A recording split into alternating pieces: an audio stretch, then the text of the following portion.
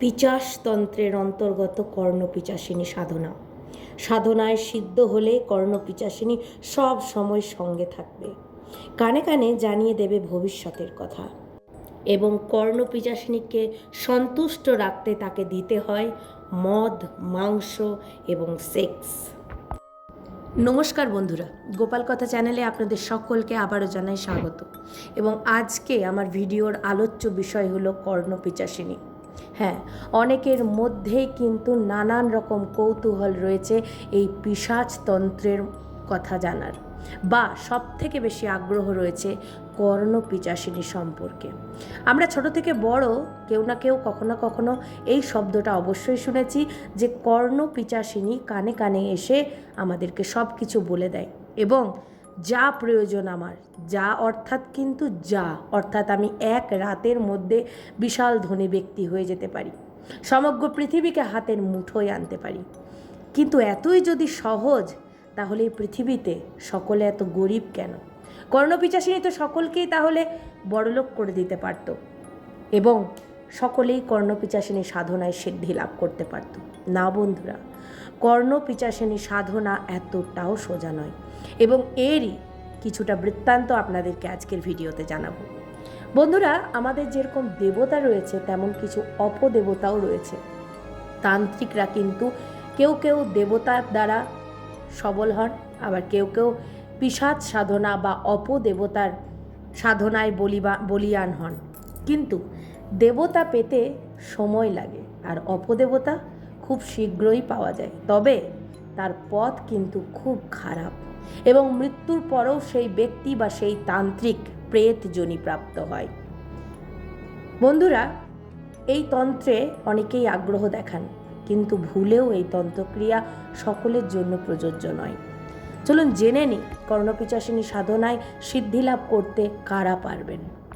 অত্যন্ত নিম্ন মার্গের হলেও পিশাচতন্ত্রের সর্বোচ্চ সাধনা হলো কর্ণপিচাসিনী সাধনা। তাই বেশ কিছু জটিল পিশাচ মন্ত্রে সিদ্ধ হওয়ার পর কিন্তু একজন সাধক কর্ণপিচাসিনী সাধনার যোগ্য হন। তবে মূল কর্ণপিচাসিনী সাধনা মূলত 21 দিনের হয়ে থাকে। এই 21 দিন ধরে শ্মশানে বা কোনো বিশেষ ঘরকে, অর্থাৎ খালি স্থানকে, যেখানে কেউ সচরাচর যাতায়াত করে না বা করার কোনো সম্ভাবনা নেই, সেটা শ্মশানও হতে পারে, সেটা লাশ কাটা ঘরও হতে পারে, অর্থাৎ যে ঘরে পোস্টমর্টম হয়। এই 21 দিন সেই ঘর ছেড়ে সেই ব্যক্তি বেরোতে পারবেন না, সেই সাধক। এমনকি শৌচালয়েও যাওয়ার অনুমতি নেই, কিন্তু একটি গণ্ডি কেটে সেই গণ্ডির ভেতরেই তাকে সমস্ত শৌচক্রিয়া করতে হবে এবং সেখানেই থাকতে হবে।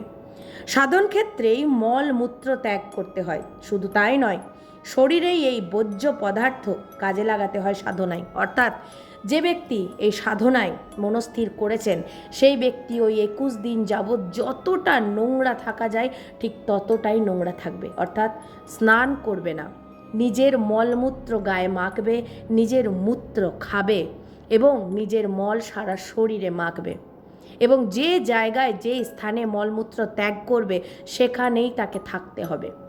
দরকারে মৃতদেহের শরীরের অংশ খেতে হবে ছিঁড়ে।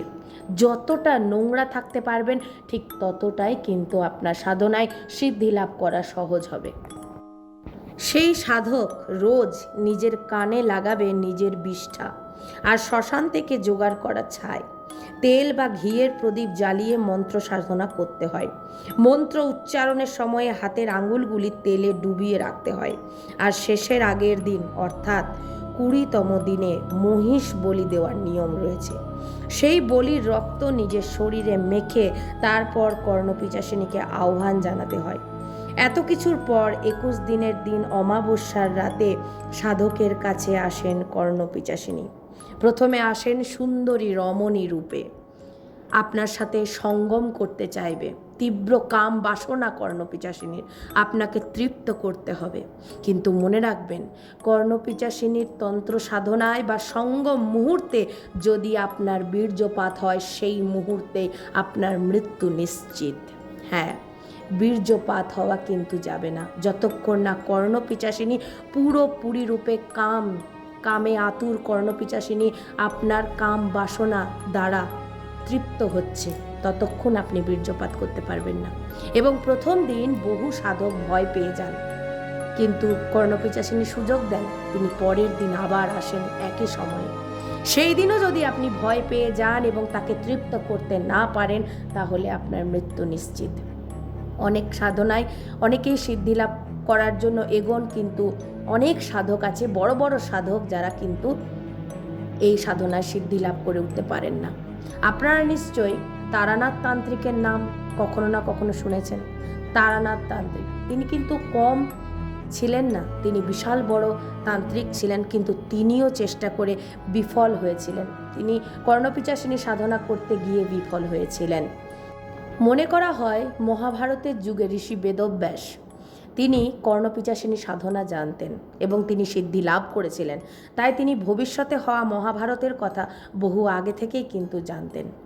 এছাড়া বন্ধুরা, এই সাধনায় যদি সিদ্ধি লাভ হয়েও যায়, তাহলে কিন্তু সেই ব্যক্তি সমাজে আর বাস করতে পারবে না।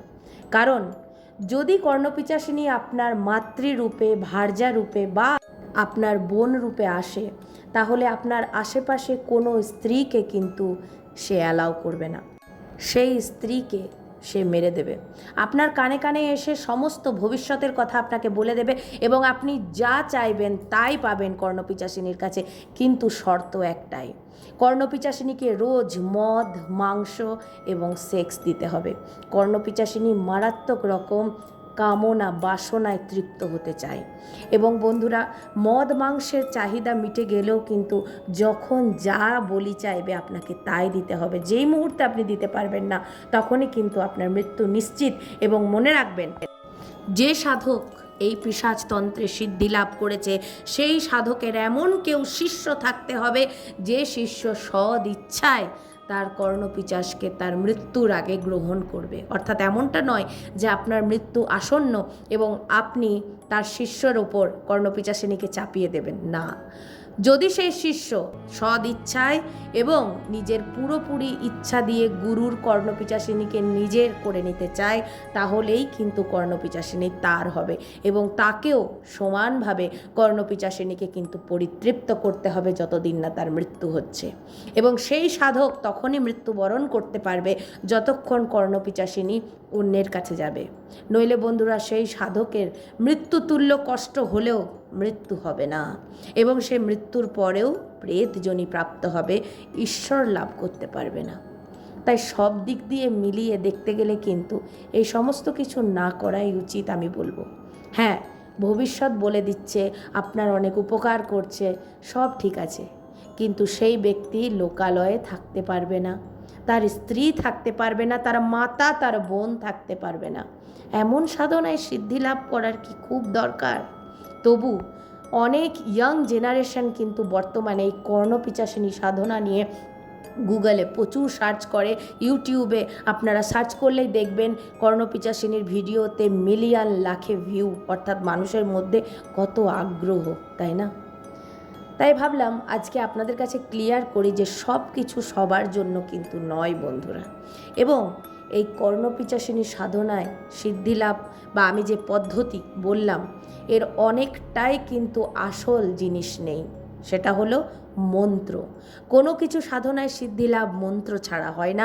এবং এই ভিডিওতে আমি মন্ত্র কিন্তু কথা বলিনি, যেটা বললে হয়তো অনেক মানুষ চেষ্টা করতে পারেন, কিন্তু ভুলেও না, কারণ এর দায়ভার আমার চ্যানেল বা আমি কোনোভাবেই নেব না।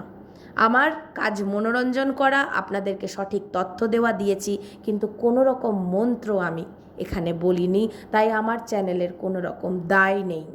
এবং বারংবার বলছি, আবারও বলছি, কেউ কিন্তু এই চেষ্টা করতে যাবেন না।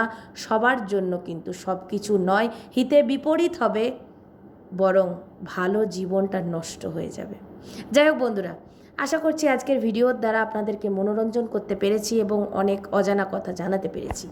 যদি ভিডিওটা ভালো লাগে কি করবেন? লাইক করবেন, কমেন্ট করবেন, শেয়ার করবেন এবং সকলকে জানিয়ে দেবেন যে এই সাধনা কতটা মারাত্মক, কতটা ভয়ঙ্কর হতে পারে।